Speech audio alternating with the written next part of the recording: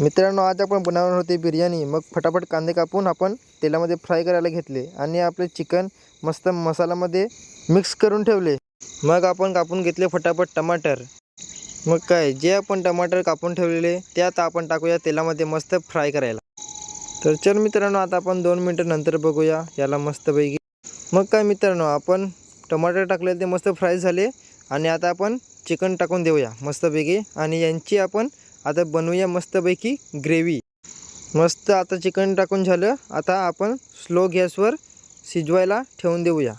मग काय मित्रांनो, 5-10 मिनिटांनी नंतर बघितलं तर मस्त आपली ग्रेव्ही तयार झालेली मस्तपैकी। तर मग काय मित्रांनो, आपली भाजी पण रेडी झालेली मस्त ग्रेव्हीवाली आणि आता आपण मस्त भात टाकून देऊया त्याच्यामध्ये आणि आपली बिर्याणी तुम्ही बघा मस्तपैकी। आता आपण ग्रेव्ही टाकून देऊया फटाफट आणि पीस पण टाकूया।